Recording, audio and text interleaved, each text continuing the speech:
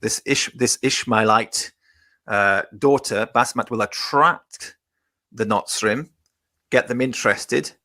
The Ishmaelites are sort of dancing around with Israel, and maybe Edom will get curious and say, well, why?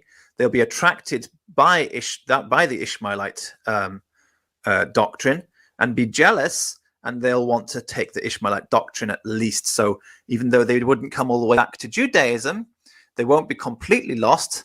They'll be caught by this sort of fisherman's net to catch these fish. And that's the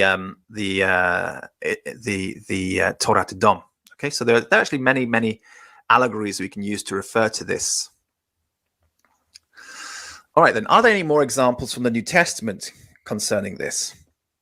Well, if you remember, in the New Testament, Judea was ruled by Esau in the days of Jesus Christ. So, what do I mean? Well, the Herodian dynasty were Edomians. Edomians are Esau, so they were ruled by Edomians. Edom was ruling Judea at that time. So it's the context, the entire context of the New Testament is Esau. Esau is the context. John the Baptist was imprisoned for preaching against Esau, against these practices of these Herodians. And remember the phrase, blessed are the poor in spirit? This is exactly to encourage Esau and say, don't give up. You're not lost yet. They are exactly poor in spirit, poor in religion. That's what poor in spirit means. Okay, so they're not. It's like, even though even the poor in spirit, happy are you, because this is the reason why Jesus has come. He's come for you guys to try and to save you from the predicament that you're in. You find it difficult to observe Judaism. Well, he's got something else for you.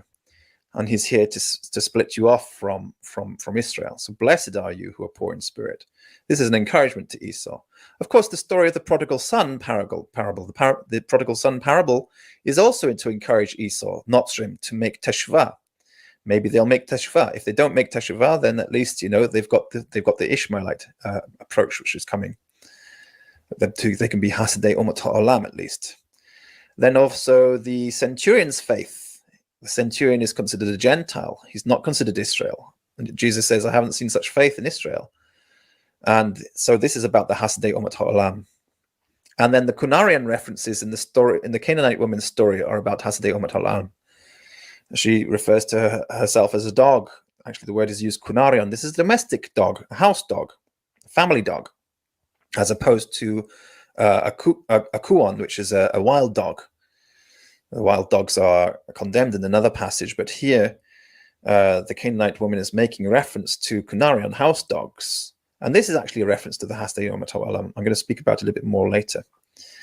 And then we've got this, do this in memory of me. This is my body. And he does the blessing over the wine.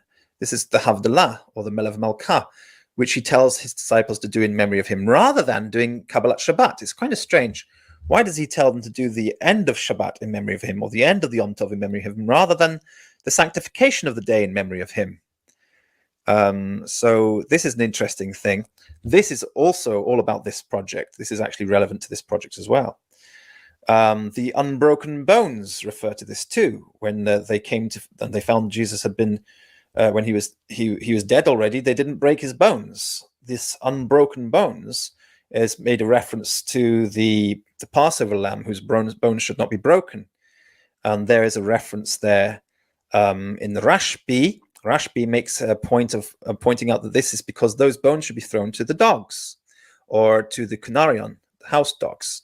So that's interesting. They shouldn't be they shouldn't be broken. So there's a specific part of the Pesach, if you like, which goes to the house dogs. And that's an interesting thing there as well. So the unbroken bones refer to this too. It's not for Israel.